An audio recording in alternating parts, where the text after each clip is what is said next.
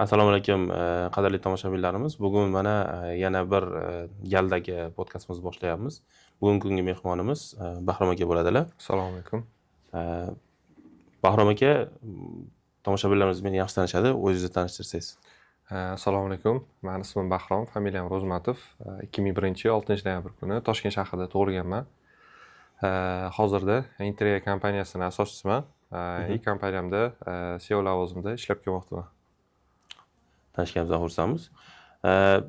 Bizda mana Interior'ni bilganlar bor, bilmaganlar bor va bizning podkastimiz asosan AI education, startup va traditsion bizneslarda bo'layotgan disruptionlar haqida, ya'ni kutilmagan o'zgarishlar haqida bo'ladi asosan deb ko'zlaganmiz. Agar mavzuyimiz tortsa, boshqa mavzuga ham yo'nalamiz.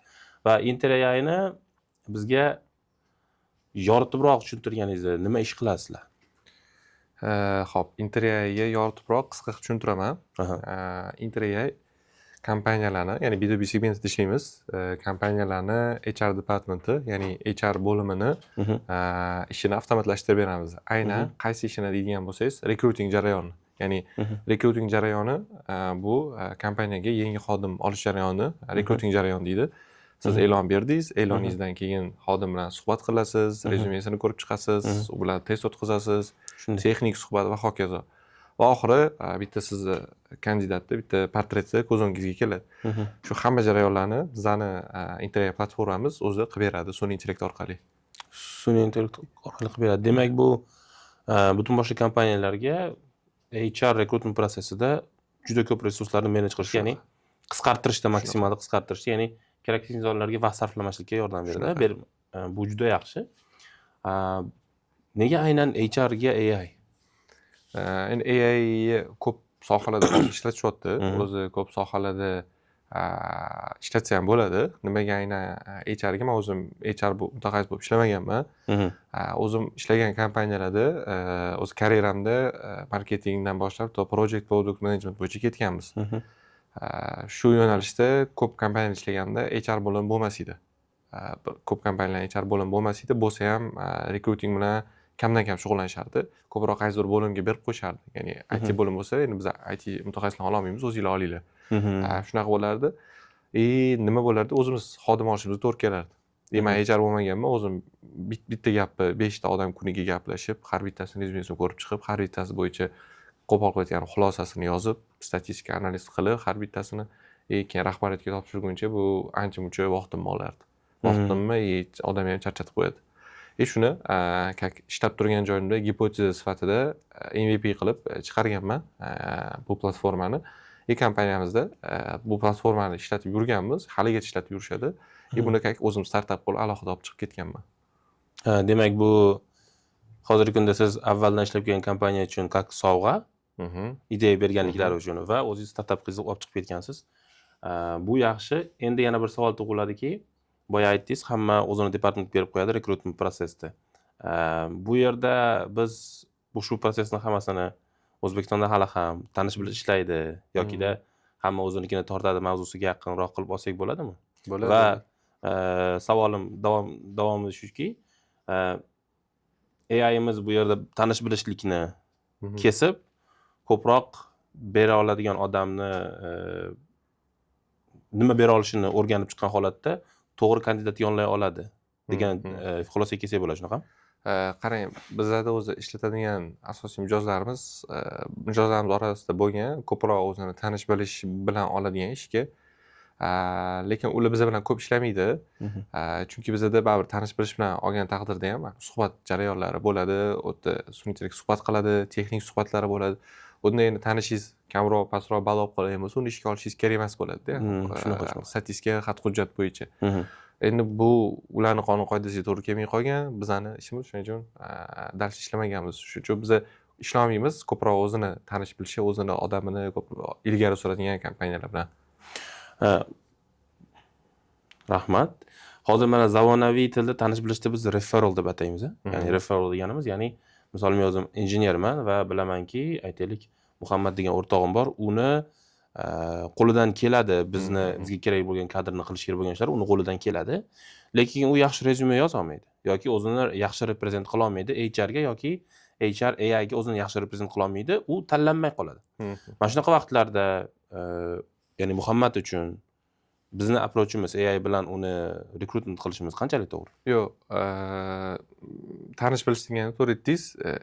Ikkita tanish bilish olsa bo'ladi. Toza tanish bilish sal yomonroq tanish bilish. Yomonroq tanish bilish misol uchun qanaqa, sizni jiyaningiz bor. Siz bitta pozitsiyaga ishga olishingiz kerak, u вообще to'g'ri kelmaydi pozitsiyaga, lekin uni tiqishga harakat qilasiz. Bu уже noto'g'ri bo'ladi. Lekin sizda bitta pozitsiya ochuvdi, lekin siz o'rtog'ingiz, olaylik tanishingiz, qarindoshingiz borda, aynan o'sha pozitsiyaga harakat qilib ko'rsa bo'ladi, chunki shu sohada ishlagan, shu pozitsiyada ishlab ko'rgan. Bu yaxshi, nima bo'ladi, aytganingiz referenli programma bo'ladi. Agar rekrutment jarayonlari baribir bizani, ya'ni sun'iy intellekt platformasidan filtrdan o'tish kerak bo'ladigan bo'lsa, o'tadi. Endi siz rezyumengizda muammosi bo'lishi mumkin, rezyumelar yo'q bo'lishi mumkin. Endi CV rezyumeni oldin qolish kerak bo'ladi. Har bitta odam o'zi uchun qolish kerak bo'ladi. CV nima, rezyume nima. Undan ham tashqari baribir professional ishlamoqchimisiz, bu hujjatlar kerak bo'ladi. Undan ham tashqari baribir hozirgi davrda bitta CV, bitta rezyume bilan ish bitmaydi. Ya'ni suhbat skilllari bo'ladi, texnik suhbatlar, HR bilan bo'ladigan suhbatlar. Chunki u yerda nafaqat o'zingizni hard o'ta skilllaringiz, balkim soft skilllar, o'ta psixologik qanchalik ishga tayyorsiz yo'q, shunaqalar ham sinaladi. Ya'ni sun'iy intellekt bilan bunaqa insonlar filtrdan o'tish muammo bo'lmaydi, shunchaki faqat kerakli narsalar bo'ladi. Shu aytganimdek, CV, rezyumelarni qilish kerak bo'ladi. Tushunarli. Hozirgi kunda faqat korporativ yondashuv bor sizda, to'g'rimi? Korporativ. Kelajakda endi Interay'ning ichiga bo'layotgan mavzular ichida sal so'rab ketmoqchi bo'lgan narsam, rezyume tayyorlash bilmagan odamlarga Interay yordam qila oladimi rezyume tayyorlab berishga? Albatta, hozir mana 1 oy bo'ldi, chunki noyabr boshida ishga tushirdik, 6-noyabr kuni ishga tushirdik. Biz nafaqat endi B2B segmentida, balkim B2C segmentiga ham kirgandik. Nimaga B2C segmentiga kirdik? Shunchaki faoliyat turimizni kengroq qilish uchun. Birinchi gipoteza sifatida bu narsa qanchalik insonlarga kerak-yo, Telegram app, ya'ni Telegram web application ishlab chiqqanmiz, bot sifatida. Ya'ni bot web app bo'lib ochiladi. U botda nima qiladi deydigan bo'lsangiz, ismi sharifingizni yozasiz, rezyumengizni qoldirasiz. Bir 8 soniyacha kutasiz. O'sha applikationni sizga mos bo'lgan Telegram, Headhunter va LinkedIn vakansiyalar tortib beriladi. Sizga полный vakansiyalar beradi. Sizga garantiranный, ya'ni nima bo'ladi? Tasdiqlangan holatda kamida 100-200 tadan to 1000 plusgacha vakansiyalar keladi. Har kuni sizga 10 ta, 15 ta, 20 talab topib berib turadi. Har yangi vakansiya. Avto o'tkirlik anaqalari bo'ladi, ya'ni o'rningizga topshirish, o'rningizga cover letter, ya'ni xat yuborish, o'rningizga topshirish, shunaqa funksiyalari ham bor. Bu botimiz ishlab turibdi. Zo'r bilmadim. Ichiga kelajakda buni hozir botni o'zi gipotezasi endi hali juda ko'p, misol 100 ming, 200 ming, 1 million user bo'lib ketdi demaymiz. Shunaqa userlik chiqamiz, o'sha bizga application kerak bo'ladi. Gipoteza isbotlangan bo'ladi. O'sha application bemalol qilib chiqarib turib, ichiga o'sha aytganingizdagi mo'k suhbatlar, ya'ni suhbatga tayyorlanish, rezyume yasash, chet el kompaniyalarga ishga tayyorlanish va hokazo, ya'ni rezyume auditlari, CV auditlari, mana shunaqa funksiyalarni qo'shib niyatimiz bor. Bu endi kelajak planlari xudo xohlasa Interayda. O'sha bu mana shu 26-ning boshlarida bo'ladi, ya'ni yanvar-fevral oylarida. Yaxshi. Kutmagandim to'g'risi, bilmagandim, o'zimga qiziq bo'lgan edi. Chunki men o'zim universitet bitirish davomida bizda Business English degan fan bo'lgan. Business Englishdan o'tganmiz. Asosan o'zimizni shunday bozorga olib chiqishimiz kerakki, bizni sotib oladi, ya'ni bizni sotib oladiganmiz, bizni servislarni sotib oladigan odamlar bizdan yaxshi foydalana olsin. Ya'ni boyaga aytgan protsessimiz, ya'ni CV, cover letterlarni, boshqalarni kompaniyaga to'g'ridan-to'g'ri yozishda. Endi hozirgi paytda nima bo'lyapti? HR ni ham hammasini AI qilyapti, rezyumeni ham AI yozyapti. Orada HR odam sifatida kandidat kutib o'tiribdi, kandidat bo'lsa ish kutib o'tiribdi. Avtomatlashtirish kerak bo'lgan joylarni rezyume tuzishlar, CV tuzishlar, cover letterlarni qilib berishlarini menga juda qiziqdi, chunki hozirgi paytda job market unstable. Unstable deganim qanaqa? Topshirasiz, lekin juda ko'p holatda ghosting culture bor. Ya'ni sizga javob kelmaydi yokida biz sizni rezyumengizni ko'rib chiqmoqdamiz, if все. Shu bilan qaytib yozmaydi. Endi bu narsalar asosan traditsion hozirgi kundagi mavjud bo'lgan headhunter ichidagi rekruterlar tomonidan bo'ladigan narsa. Chunki men bozor qanaqa holatda o'zgarib turibdi, o'zimni injiniring bilimlarim bo'yicha tajribam bo'yicha ishga joylay olamanmi? Prosta qiziqishga bir oyda bir kirib 100 ta 200 ta listat qilib qo'lda tashlab chiqaman. Ya'ni prosta tashlab chiqaman. Maqsad ishga kirish emas. Bozorda nima bo'lyapti, qanaqa o'zgarishlar bor edi ko'rib turish uchun. Chunki men asosiy ishim ta'lim berish bo'ladigan bo'lsa, o'quvchilarim ishga tayyorlanyaptimi? Ularga up to date information bera olishim kerak. At least o'zim, ya'ni eng kamida o'zim bilgan injineriya mavzulari atrofida. Shuning uchun qiziqib turamanda. Hozir siz aytayotgan ish bo'lib topshirayotgan odamlarni ham yordam beradi deb o'ylayman. Omad albatta bu joylarda. Rahmat. Aytib o'tmoqchi bo'lgan joyim, bizda endi butun rekrutingga AI qilmaydi. Bu yerda odam faktori qoladi bizda. Sizlarda bor. Endi qolish ham kerak bu ishda ayniqsa, chunki bu yerda kompaniyaga biror buyum olmayapsiz, xodim olyapsiz. Xodim bu juda mas'uliyatli shaxs kompaniyani.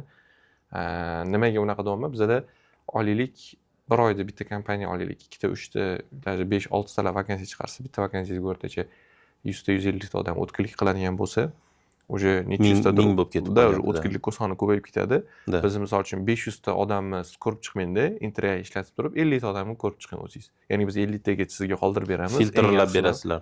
No, baribir bu yerda rekruting menejerlari ko'rib chiqish kerak bo'ladi. Ya'ni ularning ishi bo'ladi baribir. Finalniy suhbatda, finalniy oyliklarni kelishadigan joylar bo'ladi. Ish vaqtlari, usloviyalarini, ya'ni shart-sharoitlarni unda уже odam anaqasi kerak, ya'ni inson omili bor.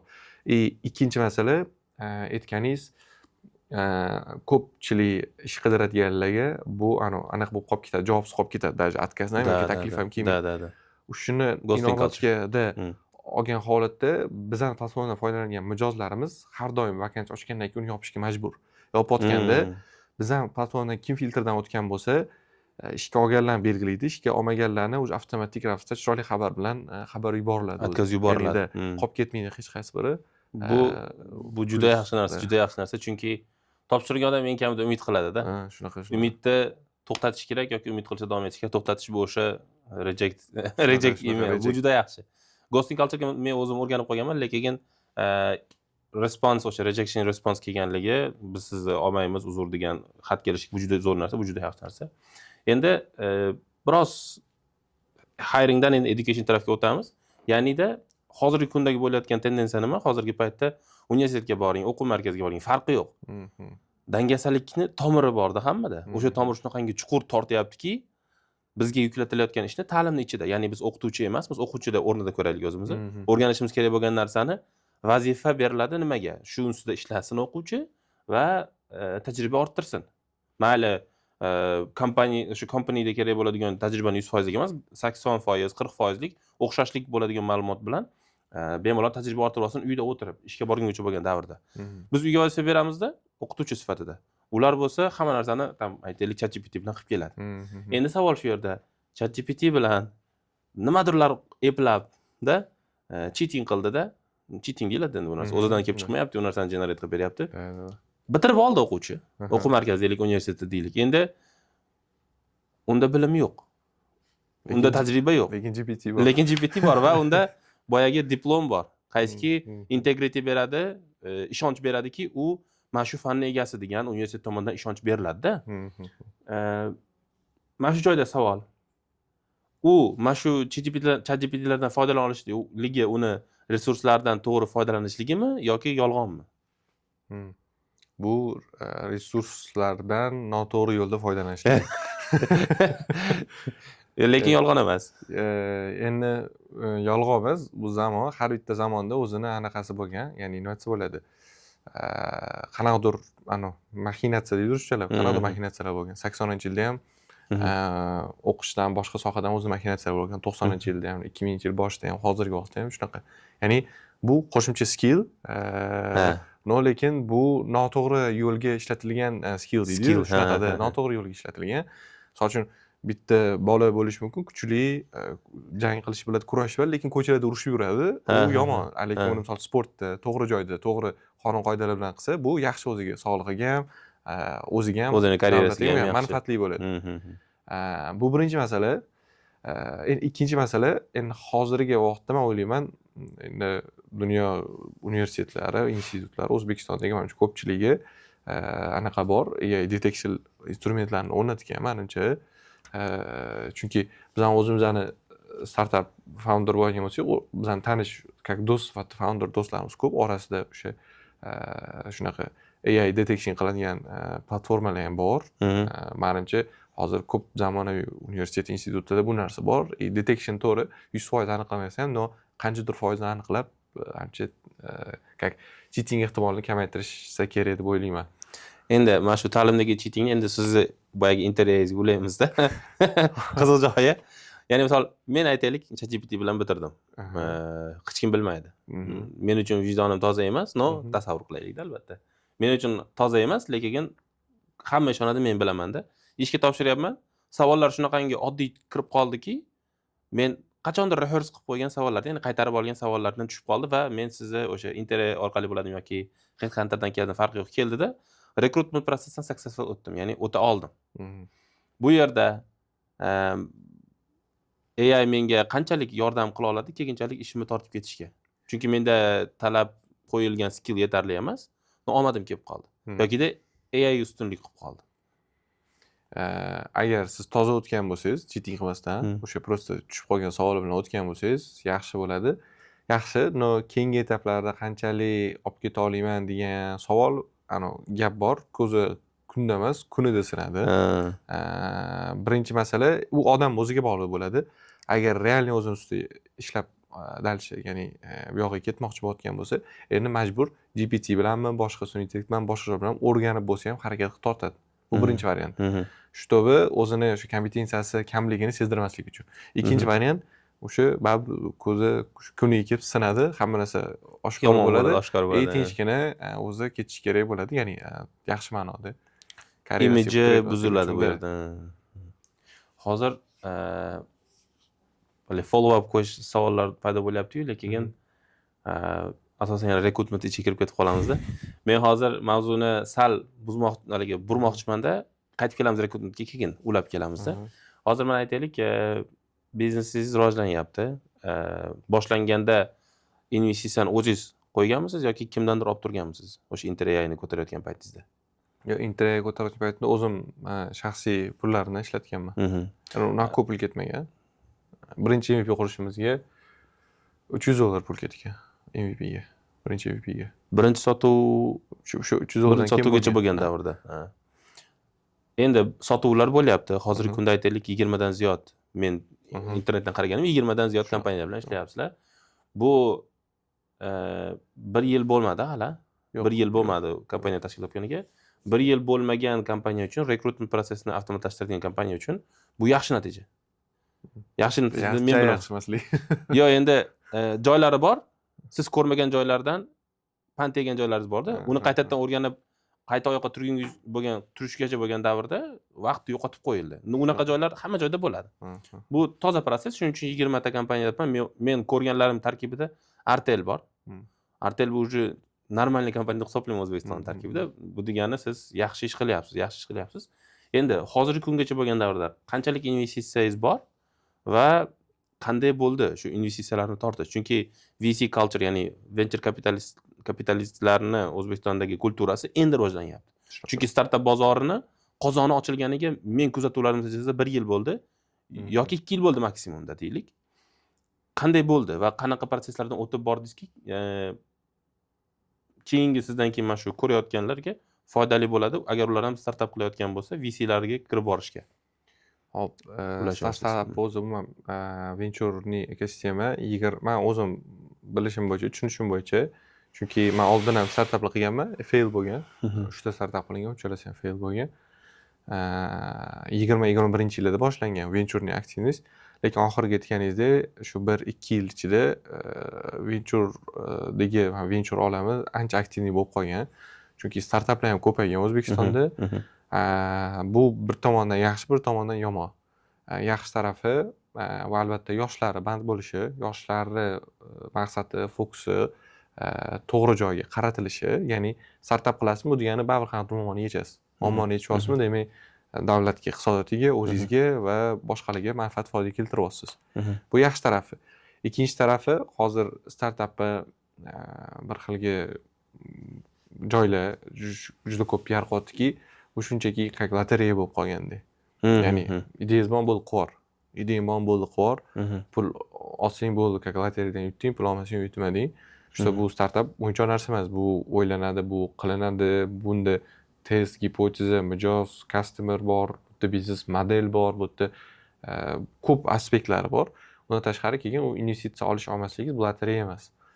Bu shunchaki o'zingizga, founderga ishonch sifatida beriladigan mablag'lar. Buni olsa ham bilmadim, xursand bo'lish ham kerak emas. Yani olmasa ham xursand bo'lish kerak emas. Ya'ni mas'uliyat bu, investitsiya bu mas'uliyat. Chunki bu yerda sizni startapingiz nomi, o'zingizni nomingiz turadi. Shuna mas'uliyatni qo'lga olgan holatda siz shu 1 so'mini shu kamida 5-10 so'm qilishingiz kerak bo'ladi. Ya'ni 1 so'mini 1 so'm qilib qaytarish yoki 1 so'mini prosta yo'q qilish emas, 1 so'mini 5 so'm yoki 10 so'm qilib qaytarishingiz kerak bo'ladi. Ha, hozir mana shu yerda endi O'zbekiston sharoitida berilayotgan summalar, VC kapitallar orasida berilayotgan summalar unaqa katta emas hali, dunyo miqyosiga solishtirganda va AI atrofida aylanuvchi barcha startaplarni Amerika bozoriga solishtirgan bo'lsangiz, уже mavzusi ochilsa-ki, ularda $1 million borda, taxminanda. Mana shu narsa, aytaylik, Amerika bozoridagi AI based startaplarni ko'tarilishi bubble desak, O'zbekistonda qanchalik bubble mavjud? AI based startaplar yoki общийda traditsion bizneslarni startap darajasida biznes modelini o'zgartirib, traditsion bizneslarga olib kirishdagi natijalarda qanaqa bubblelar mavjud O'zbekistonda? Ya'ni startap mavzusi atrofida deylik. Endi bubble, ya'ni sharga qaraydigan bo'lsak, shar bor, lekin hali katta emas O'zbekistonda. Nimaga? Chunki O'zbekistonda ishlab turgan bizneslar ham yoki ishlab turgan software platformalar ham, startaplar ham 90-80% ish avtomatizatsiya bo'lsa ham, prosta bitta funksiya qo'shib bo'ldi, AI qilib qo'yadi-da. Ya'ni AI ertaga bubble bo'lganda ham, ya'ni katta bo'lganda ham, mabodo bubble yorilib ketsa ham, ular hech qanaqa katta bozordagi qiymatni yo'qotib qo'ymaydi. Chunki ularning asosiy protsessi ish aniq. Konkret aniq AI bilan ishlaydigan startaplar oladigan bo'lsak, bubble hali katta emas deb o'ylayman O'zbekistonda. Agar dunyo miqyosida qaraydigan bo'lsak, ha bu уже katta bo'lgan, buyog'iga ham ishyapti. No bubble bilamiz, har doim shar bo'ldimi, bo'ldi, bu qachondir baribir yoriladi.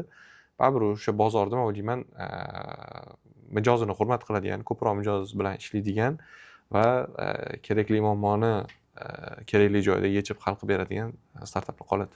Eng kuchlilari qoladi baribir. Tushunarli. Hozir boyagi savolimga ulab beraman shu bubble. Nimaga bubble haqida so'rganim. VC fondlar, ya'ni venture capital fondlarimiz pul tikishi oqibatida bozordagi mavjud bo'lmagan qiymatni oshirib yuborishligi bu bubble'ga olib keladi. Endi venture kapitalistlarimiz qanchalik darajada hozirgi paytda sizning fikringizcha tikilayotgan qiymatni to'g'ri baholay olish qobiliyatiga ega? Ya'ni to'g'ri baholay olyapmi O'zbekiston bozorining qiymatini? Aytaylik, mana yaqinda HGTni ko'rdik. HGTga $1 million berildi 15% ga Alisher akaga. Bu degani 7 millionda, 7 million 8 million evaluation bilan. Deyilgani, HGTni o'zi shunchalik qiymat keyinchalik bozorda egallay oladimi? Yoki hozirgi paytda mavjudmi? Shunaqangi qiymat bilan. Aytmoqchi bo'lganim, berilgan evaluationni shu tushundingiz, qobiliyati to'g'rimi? To'g'ri atsenka qilingan. To'g'ri atsenka qilinganmi? Endi atsenka to'g'ri qilingan, noto'g'ri qilinganda ham bu yerda venture fondlarni qanaqadir katta xatosi yoki aybi emas deb o'ylayman.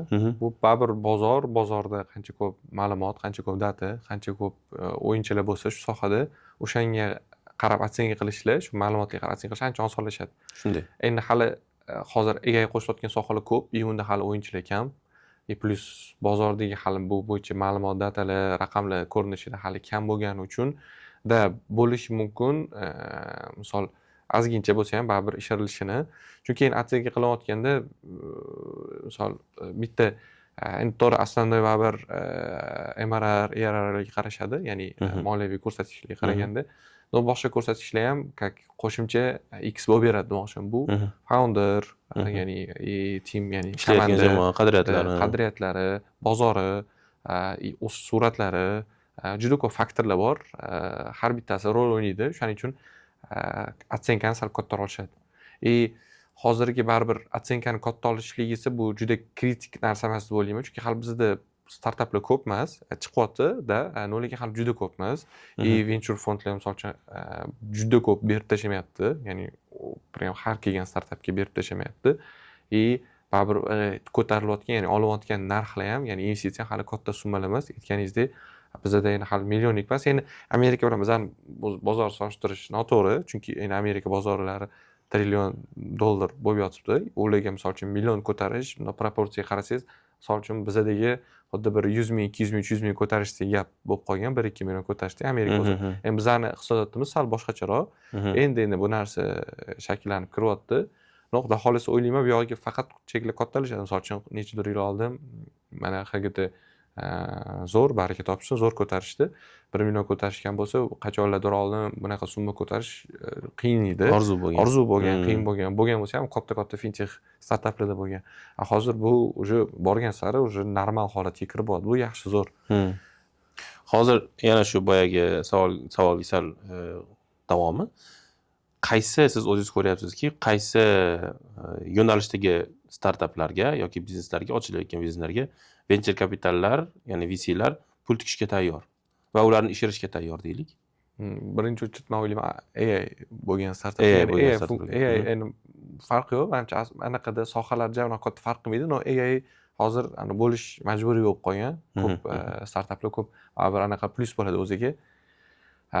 Endi ikkinchi yo'li mana yaqinda prezidentimiz qarorlari ham chiqdi. Fintech startaplarga katta yangi venture fond tashkil qilyapti.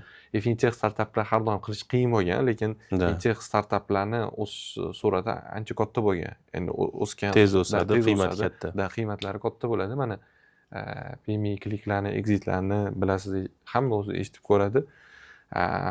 Bu ikkinchi o'rinda o'ylayman fintech startaplar, uchinchi o'rindagi startaplar bular SaaS yechimlar.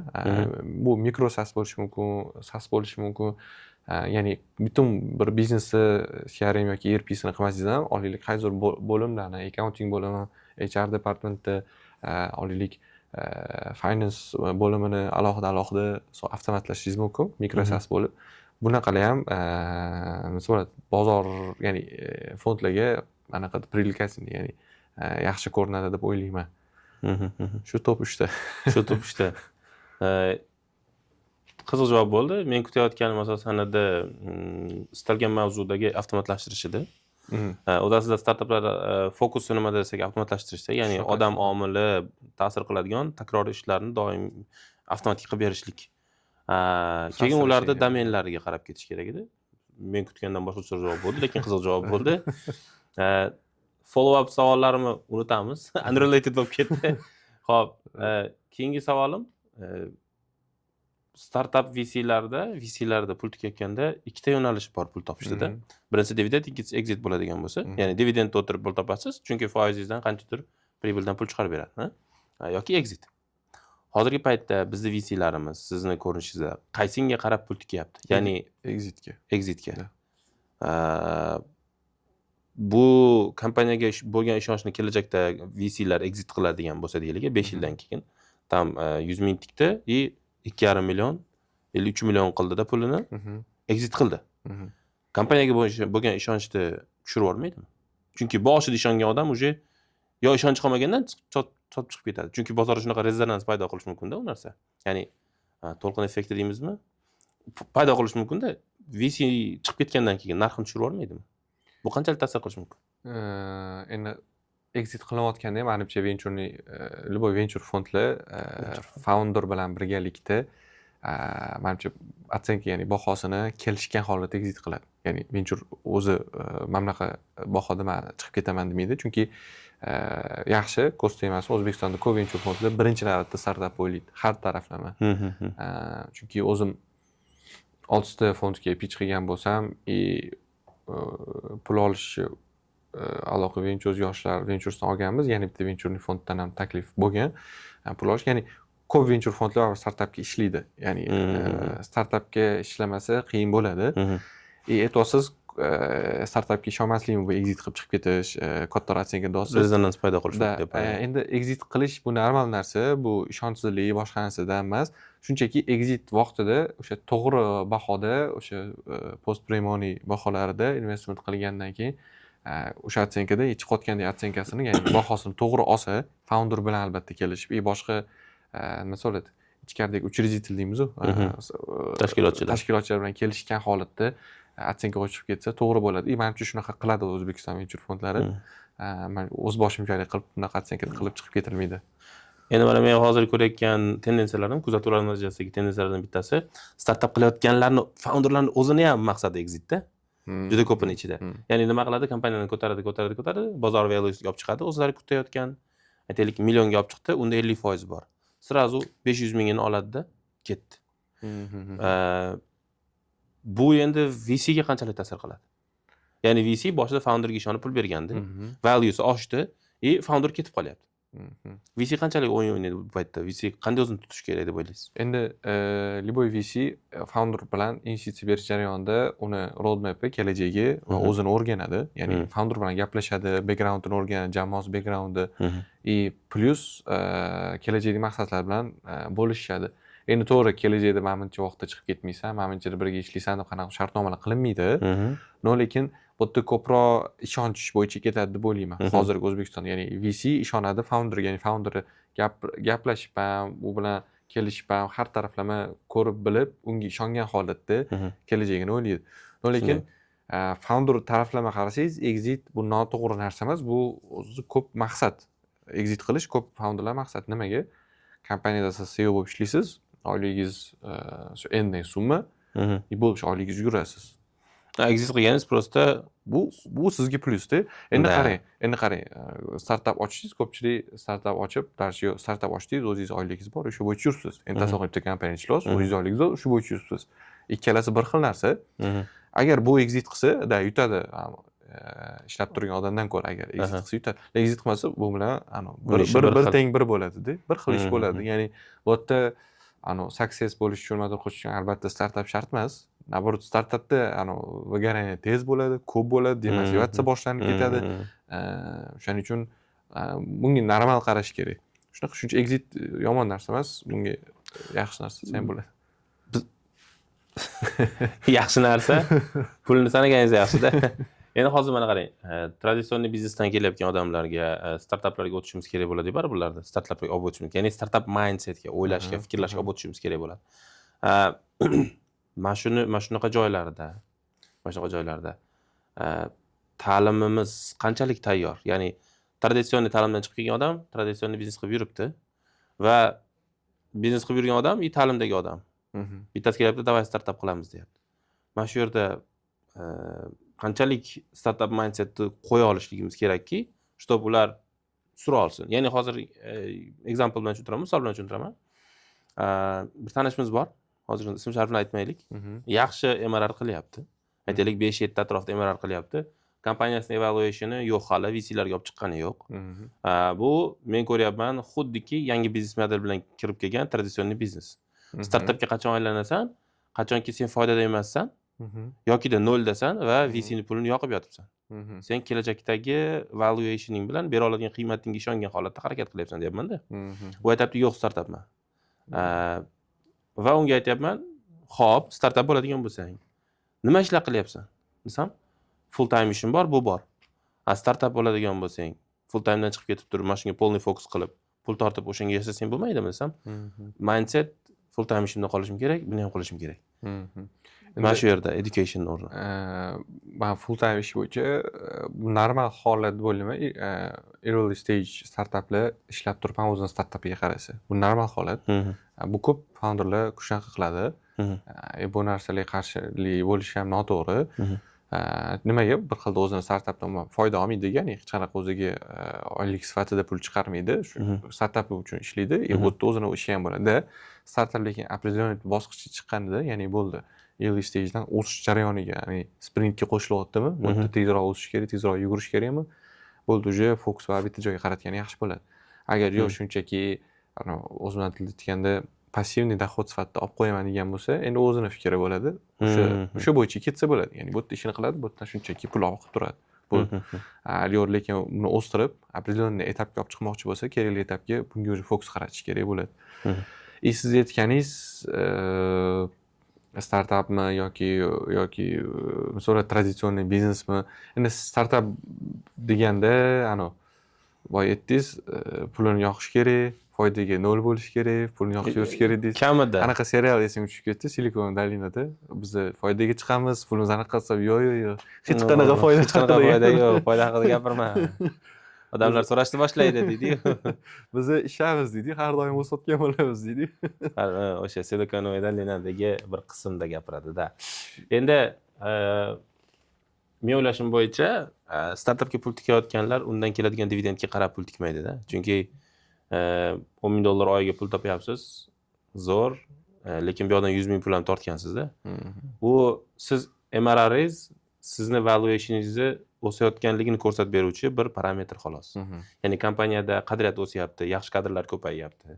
MRRingiz aytaylik, pul tortganingizdan keyin 100,000 tortganingizdan keyin 10,000 edi, 15,000 ga chiqdi, 20,000 ga chiqdi. Ya'ni sizni u odamning puli 100,000 edi, 100,000 ga sizda turibdi. No uni agar pozitsiyasini sotib chiqib ketamansa, o'sha uni puli 200,000 ga aylangan hisobda-da, ya'ni 2 barobar o'sdi. Yoki boshqa bir faktorlar ham bor, qaysiki o'sayotganini bildirib bera oladi. Men shunaqa ko'rsak bo'ladi, lekin traditsion biznes yurganlarga men qanchalik to'g'ri, qanchalik noto'g'ri bilmadim. Qo'yib berish kerak. Ya'ni tek qo'yib berish kerak, kutish kerak qayergacha borar ekan. Ya'ni o'zbekning xalq maqoli bor-ku.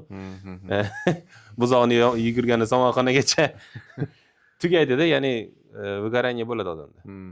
O'zi ichkaridan ham yonib ketadi, tashqaridan ham davleniyadan yonib ketadi, chidolmaydi ham, o'zi bo'ldi deydi, qo'l siltaydi. Kutib turish kerak. Traditsion biznesda kelayotgan odam startap qilaman deganga davay qil deb turib, achinmaydigan qiymat pulni berib, davay deb turib, uni qayergacha torta olishini ko'rib olib, potensialga qarab keyin komanda yonlaydi, boshqa narsa qiladimi, yordam qila olsa. Endi o'zingizni kompaniyasi haqida so'rab o'tib ketay. Mana shuncha evaluation haqida gaplashdik. Hozirgi paytda InterAI necha pullik baholanyapti bozorda qiymatga ega? 1 million. 1 million. 1 million. Million dollarlik odam. $1 million qanaqa bo'ladi? Qo'limizda yo'q, hech qanaqa $1 million. Shunchaki atsenka. Atsenka-da. Atsenka aytadi-yu. Nima bo'ladi? Mavhum narsa. Chunki uni parametrlari ko'p. Bitta MRRga emas, boshqa parametrlarga ham qo'shib hisoblashadi. Shunday. O'shaning uchun atsenkangiz o'ssa yaxshi. Lekin juda o'stirib olishingiz keyingi raundlaringiz o'zingizga zararingiz ishlab qoladi. Shunaqa. Hozir misol uchun agar meni atsenkam 100,000 bo'lganda, lekin men 1 million desam, keyingi raund ochayotganda ishlarim вообще zo'r bo'lib ketdi-da. Real 100,000 dan 1,5 millionga chiqib qoldi-da. Haqiqatdan atsenkamda. O'tda 1,5 million atigi 500,000 ga o'sgan ekansan, bo'lmaydi deydi-da. Shunday. Bu noto'g'ri narsa, juda ishlab olisham. Lekin juda kichkina narx qo'yib olisham noto'g'ri deb o'ylayman. Nimaga? Foiz ko'p ketib qoladi. O'sha venturlarda shunaqa borki, agar adashmasam, endi hamma har xil qaraydi, 60-50 lardan kamayib ketsa, foizi founder bo'ldi. Ularga o'sha pul berilmaydi ko'p startaplarga. Chunki founderda motivatsiya bo'lmaydi deb hisoblanadi ishlashga. O'shaning uchun juda yerga urolmasdan va juda ishlab olmasdan ham shu o'rta me'yorni topib, atsenka qilib pul beriladi. Bu yaxshi. Bu yaxshi. $1 million kompaniya bilan tabriklayman. Rahmat. G'oyalar bor, o'stiramiz desak, qilamiz desak. Men o'zim alohida yana taklif qilmoqchi edim. Endi InterAI tarkibidagi kelajakdagi planlarni ko'rmaganman, bilmayman. Shuning uchun qanchalik to'g'ri bo'ladi yoki noto'g'ri bilmadim. Ya'ni ishga tayyorlanish boshqa, ishga topshirish boshqa-da. O'tish protsess. Kichik ta'lim platforma ochsa InterAI qanday qilib rezyume tayyorlash kerak, qanaqa qilib O'zbekistondagi boyagi intervyularga tayyorlanish kerak bo'lgan. Bu hammaga manfaatli bo'lar deb o'ylayman. Agar qila olsa, agar qilsa va bu kelajakda agar planlarida bo'lsa, kirsa-da, roadmapga kiradigan bo'lsa. Endi ta'limda gapirilish kerak bo'lgan mavzular juda ko'p, tegilish kerak bo'lgan mavzular juda ko'p. Asosiylardan bittasi disruption, ya'ni to'g'ri yo'lda ketayotganini turtishlik yoki og'anatish harakat qilishda. Bu narsa education ichida bo'layotgan bu narsa AI bilan bo'lyapti hozirgi kunda. Ya'ni passiv o'rganuvchiga o'tib qolyapti odam. Oldin nima edi? Aktiv o'rganuvchi edi. Aktiv o'rganuvchi nima qiladi? Oladi, qidiradi, izlanadi, topadi, ko'ngli joyiga tushadi, qo'yadi. Hozir nima bo'lyapti? Oladi, ChatGPTdan so'raydi, qo'yadi. Ya'ni passiv o'rganuvchiga bo'lib qoldi. Disruption bu yerda AI'niki ta'limni turtkilayapti-da. Turtkilayapti. Ya'ni traditsionniy ta'lim hali ham bor, lekin AI chiqarib yuborishga harakat qilyapti. Va men ko'ryapmanki, agar shu tendensiyada ketadigan bo'lsa, kelajakda 5 yillik ichida biz уже zo'r kadrlarni emas, zo'r AI foydalana oladigan kadrlarni ko'ramizda. Bu ish sifatini ham tushiradi. Biz so'rayotgan quality based ishni ham sifatini tushiradi. Keyin bozor yana qaytadan o'ziga kelib olish uchun ancha vaqt o'tadi-da, ancha vaqt o'tadi. Endi mana shu joyda siz o'zingizni fikrlaringiz qanday bo'lardiki, shtob odam AI bo'lsin, odam aktiv foydalanuvchi ham bo'lsin, integratsiya qayerda? Qayerda uchrashi kerak ular? Xo'p, birinchi ta'limga aytdingiz, AI ishlatishadi, AI bilan qilishadi, ya'ni passiv o'rganuvchilar bo'lib qolgan. AI bilan ketadi, shunaqa vaqt keladiki, определенный vaqt kelgandan keyin biladiki, уже AI dan o'rganganlari уже yetarli emas, ya'ni bo'ldi, ya'ni AI ga yordam bera olgan joyi tugadi. Bu yog'i o'zini anaqasi boshqa уже kech bo'ladi. Ikkinchi tarafi aytdingiz, что kelajakda biz shunaqa kasb egalarini ko'ramizki, ular AIdan yaxshi foydalanishadi, lekin o'zining kasbini mutaxassis bo'lmaydi. Bunda menimcha AIni ayblab yoki AI bilan qanaqadir cheklash kerak emas. Nazorat AI bilan ishlay olish, AI bilan misol uchun maslahatlasha olish, uni fikrini ham bilish bu to'g'ri narsa. Bu zarar qilmaydi. Bu yog'i уже nimalarga bog'liq bo'ladi? Xodimlarni olish kompetensiyasi, ularni auditi, ularni malakasi oshirilishi, bu yoq уже kompaniya uni qadriyatlari lariga bog'liq bo'ladi katta ehtimol. Ya'ni bu yerda AIda qanaqadir anaqa bo'lmaydi. Ya'ni aybdor bo'lmaydi. Aybdor AI bo'lmaydi. Aybdor odam o'ziga bog'liq bo'lib qoladi bu joyda. Har doim qanaqadir imkoniyatlar bo'lgan. Misol uchun insonlar har doim biz rivojlanib kelganmiz, yangi nasli chiqqan. Har doim yangi narsa chiqqanda yoki u zarari yoki foydasiga ishlagan. Endi qanaqa ishlashingizga qarab. Har doim hamma narsani agar to'g'ri qarab, to'g'ri ishlatadigan bo'lsangiz, bu уже foyda bo'ladi. Endi o'qish jarayonlarida to'g'ri o'tdagi o'qiyotgan student bo'ladimi, maktab o'quvchisi bo'ladimi, ularga bu AI joylarni, ya'ni to'g'ri berish kerak bo'ladi. Ya'ni AI dan to'g'ri ishlashni o'rgatish kerak bo'ladi. Bu уже muammo ta'lim muammosi bo'ladi. Ya'ni qanaqa qilib biz shunaqa ta'lim ishlab chiqishimiz kerakki, qanaqa maktab bo'ladimi, universitetmi, institutmi farqi yo'q. Bu yoqdagi o'qiyotgan bolalar AI ga ishonib qolmasdan o'zini fikri bilan ham, o'zini o'sha kritik fikrlash, o'zini fikri bilan o'qib, har doim tempda ketirish kerak bo'ladi. Bu уже ularni muammosi, ya'ni ayb etmaymiz, ularning muammosi bo'ladi. Navbatda AI ga bo'lmaydi. Endi mana shu joyda sizga sizni prosesslaringizga bog'liqlik joyi bor-da. Biz ishlayapmiz. Ta'limda egasi bor, uning skillari bor-da, ish ko'ryapmiz-da, ya'ni siz ish ko'ryapsiz-da. Ertaga aytayapti, "Voy Bahramjon", deyapti, "Interaymi bolani tavsiya qiluvdi, qaradik, yaxshiga o'xshadi, oldik, lekin ichi bo'm-bo'sh, dumkalla-da. Bo'm-bo'sh kallasi. Nima bo'lyapti sizga? Nega yaxshi odam ola olmayapsiz?" desa, qanday approach qilgan bo'lardi? Shtob ta'limini ham tekshira olaylik, skillni ham tekshira olaylik. Endi qarang, bizda bu taraflama qanaqa o'zi bizda rekrutment jarayonlari yo'lga qo'yilgan, bizda konstruktorga o'xshagan narsa. Bizda o'sha birinchi kandidat biz bilan взаимодействие boshlaganda o'zini ma'lumotlarini qoldirgandan keyin birinchi bo'lib biz rezyumesini tahlil qilamiz, rezyume yoki CVsini. Rezyume CVsida aytishingiz mumkin, yolg'on narsalar yozish oson, rezyume CVga qilmagan ishlaringizni ham yozib olishingiz mumkin. U narsalarni tekshirib bo'lganimizdan keyin qanchalik vakansiyaga to'g'ri keladi-yu, matching qilamiz. Agar to'g'ri keladigan bo'lsa, uni suhbatga o'tkazamiz. Endi suhbatga keldi. Suhbatda savollar shunaqa tuziladiki, o'tda kandidat baribir javob berish kerak. O'tda bir 70-80% ga kandidat kompetensiyasi ko'rinadi. Aytishingiz mumkin, cheating bo'lsa-chi deb. Bizda anti-cheating algoritmlarimiz bor. Misol 100% cheatingni oldini oladi demayman. Agar 100% anti-cheating algoritm bo'lganda, hozir Google'da o'tirardim, Google'ga sotgan bo'lardim bu narsani. Google bilamiz, yiliga necha mingtalab intervyular o'tkazadi. Shunaqa. Ya'ni o'tda necha yuztalab yana cheatinglar bo'ladi-da. Biz anti-cheating algoritmlarimiz qanaqa? Suhbat davomida har bitta savolga o'sha inson javob berayotganini tekshiradi, bu bir. Ikkinchidan ovozi bo'yicha tekshiradi, bu ikki. Uchinchidan qanchalik o'zi javob beryapti, ya'ni adabiy javob berilmayapti, ya'ni Wikipedia yoki internet Google'dan olinmayapti. Bu 3.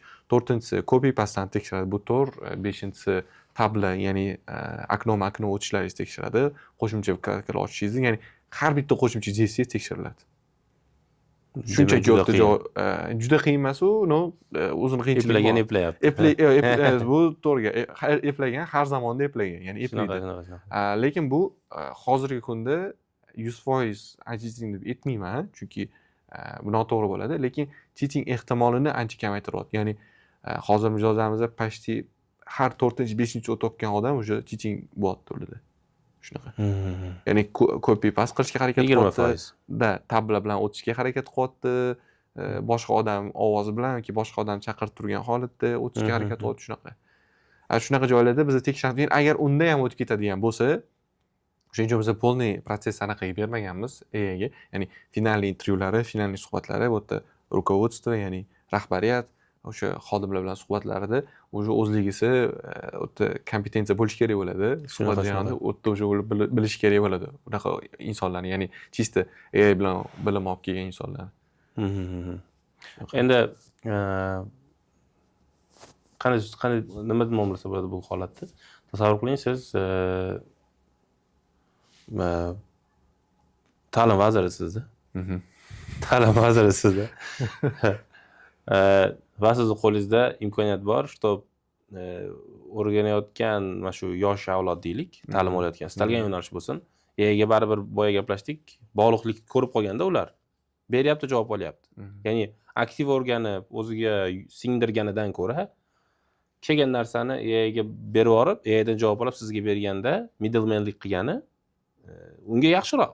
Ya'ni tezroq qutuladi mas'uliyatdan. Lekin uzoq muddatda to'plangan mas'uliyatlar yig'indisi unga og'irlik qiladi. Lekin bu narsani biz o'rgatsak bo'ladiki, ta'limni ichida. Ya'ni AI bilan birga ishla. Buni o'rgan, buni o'rgan, buni o'rgan deya olamizda. Va siz hozir mana tasavvur qiling, ta'lim vazirisizda, sizda imkoniyat bor, qaysi fanni bergan bo'larsiz o'quvchilaringizga yoki qo'l ostidagilariga, чтоб o'qitsin ular AI bilan integratsiyani. Ya'ni qayerda qilish kerak, qanday qilib qilish kerak. Qaysi fanni qoldirgan bo'lardingiz va o'ylardingizki, u fan AIga eng kerakli keyinchalikda. Ya'ni AIga ko'p fanlar kerak. Asosiysida. Endi bu yerdachi bitta AI bilan, bu bitta qaror bilan buni hal qilib bo'lmaydi-da. Bolalar ko'chirishi, bu fanni yoqishi, yoqtirmasligi uchun bitta AIga bog'liq emas. Chunki har bitta bolani o'zini qiziqishi bo'ladi. Bolani qiziqishini hal qilish kerak. Qiziqishiga qarab turib maqsad qo'yishni o'rgatish kerak. Chunki maqsad qo'ymasa, qiziqishi bo'lsa, bu shunchaki hobbi bo'lib qoladi. O'sha qiziqishini biror nimaga aylantirish uchun maqsad qo'yishni o'rgatish kerak. Undan keyin o'sha bilimga ketsa bo'ladi. Endi AI bilan o'sha o'rtada turib, ko'chirib, topib berib, ko'chirib, ya'ni o'zi ishlamasdan hammasini AI qilib beradigan bo'lsa, bunda birinchidan o'quvchilarga tushuntirish kerak bo'ladi. Ya'ni etik qoidalari, AI bilan qanaqa foydalanish kerak, qanaqa ishlatish kerak bu ikki. Bu birinchidan. Ikkinchidan, baribir bilamiz, o'quvchilar, ya'ni o'quvchi maktab bo'ladi, universitet bo'ladimi, ular yoshlar, fikrlar zamonaviy bo'ladi, nostandart fikrlar ham chiqadi. O'quv joylariga ham shunaqa narsalar qilish kerakki, o'sha AI cheatinglarni, ya'ni AI dan olganlarni aniqlagan, ular zamonaviy podxod qilish kerak bo'ladi. Chunki qilich bilan jangi qilich bilan boriladi. Shunaqa. Ya'ni zamonaviy podxod qilish kerak bo'ladi. Shunaqa. Cheatinglarni qilgan. Keyingi etaplarda o'sha qanaqa darsliklar qo'shish kerak bo'ladi? AI qanaqa tuziladi, qanaqa ishlab chiqilgan emas, AI dan qanaqa foydalanishimiz mumkin? Misol uchun, kreativ kontent bo'yicha bolalar misol dars o'tirib bo'lsa ham yoki boshqa o'tirib bo'lsa ham har xil kreativ videolar qiladigan bo'lsa, ular uchun kulgili, xursandchilik, vaqtini o'tkazish bo'ladi. Ular AI bilan ishlashni o'rganyapti. Bu bitta kontentlikni tushunishyapti. Keyingi etapda olaylik, AI bilan qanaqadir dastur yasashmi, o'yin yasashmi bolalarni qiziqtirish uchun. Bolalar bilan shu narsa ketadi. Ya'ni bunaqa gamifikatsiya qilish kerak. Bilan hozir faqat AI o'zini ishlatgan deb AI o'zini noldan tushirgan bo'lsangiz, bu matematika o'sha fizika bo'lib ketib qoladi-da. Gamifikatsiya qilish kerak bo'ladi.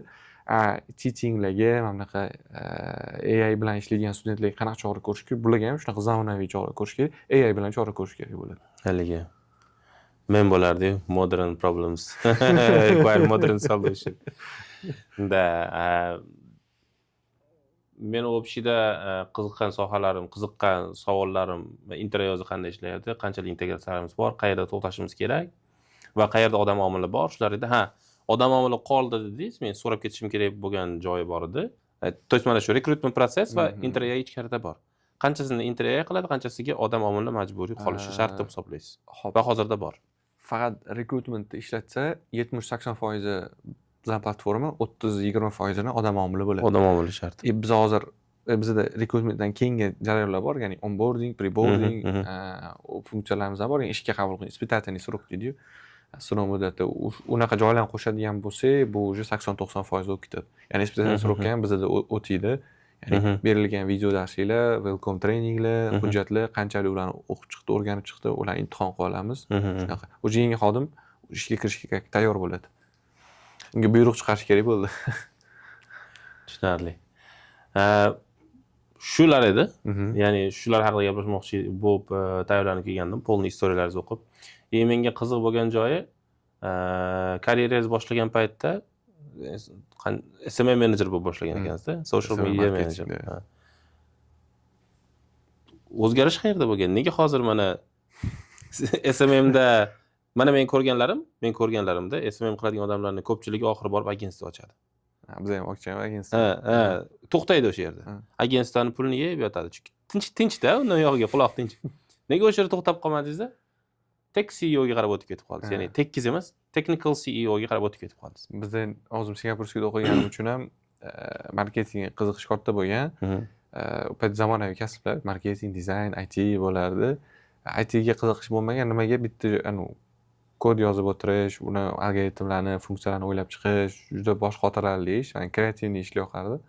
Shunga SMMdan boshlanib, to marketinggacha kelingan. Shu performance marketing, digital marketing gacha borilgan. Agentство ham ochilgan do'stlar bilan. U paytda hali institutda o'qirdik. Agentstvo ham yaxshi topardi. Ya'ni o'shada kerak bo'lsa hozirgi Inter.ai'dan ham yaxshi topardi. Yo'q, har qayerda shunaqa edi, chunki bizda hech qanaqa biznes bilimlar yo'q edi, tajriba yo'q edi. To'g'risi, u agentstvo juda yaxshi topardi. Men nechinchi yil haqida hozir gapirolmay, 2019-yil, 20-yildan gapiryapman. Paytda agentstolar yo'q edi. Bor edi, juda kam edi. Kam sonli. Barmoq bilan sanasiz. Bizneslarga kerak edi, juda talab katta edi. Bizda hozir ham katta. Hozir ham katta-da. Hozir juda ko'p, lekin yaxshilari kam. Bizda oldin o'sha soni ham ko'p emas edi-da u paytda. Yaxshi tugul har soni ham ko'p emas edi-da.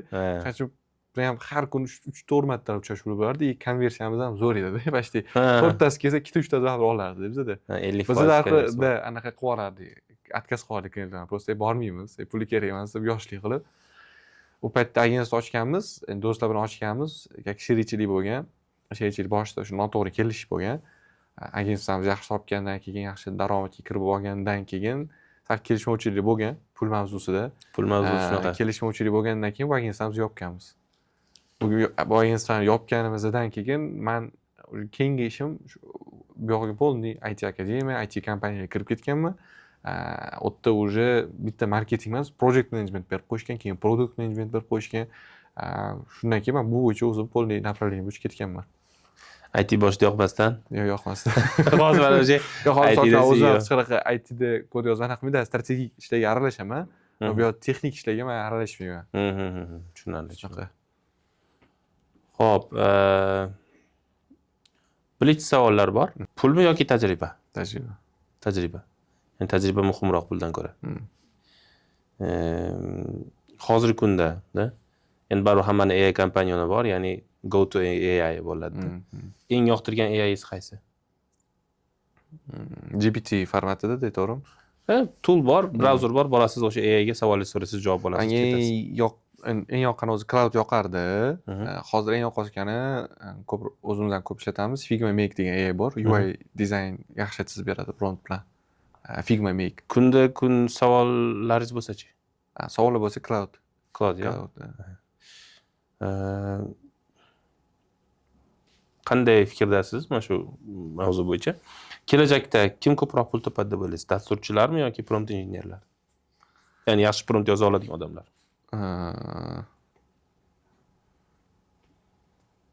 Men o'ylayman, ikkalasi ham yaxshi pul topish mumkin, просто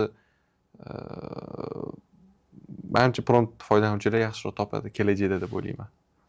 Nega? Chunki dasturchilar endi o'zim anaqa qilib ketaman, prompt injenerlar kelajakda dasturlar ko'pi bo'ladi, katta dasturlar ham bo'ladi, lekin boshqa kichikroq bozor ham bor. Bu kichik dasturlar, kichik Mikrosaslar. startaplar, mikrosas platformalar bo'ladi. Bunda prompt bilan ko'p narsa hal qilib qo'yish mumkin. Ha. Demak, bozorga tez kirib bora olgan hisobiga prompt injenerlar ko'proq pul topadi. Yaxshi. Bitta jumla bilan javob bera olsangiz, startapning muvaffaqiyatidagi garov nima? Ya'ni точно bilaman deysiz, aniq bilaman, mana shu startap muvaffaqiyatli bo'ladi deysiz, lekin mana shu yerda nimaga asoslanib muvaffaqiyatli bo'ladi deyapsiz? Faktori. Ha.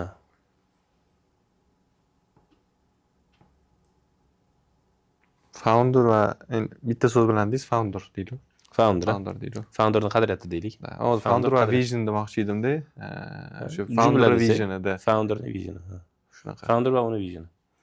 Xo'p, Bahrom aka, xursandman tashrifingiz uchun. Rahmat. Rahmat kattakon. Taklif Va qilganingiz. boyagi $1 million uchun ham bir marta tabriklayman. Rahmat kattakon. Muvaffaqiyatlar yanada katta Rahmat. bo'lsin. Biz shu bilan podkastimiz bugungi sonni yakunlaymiz.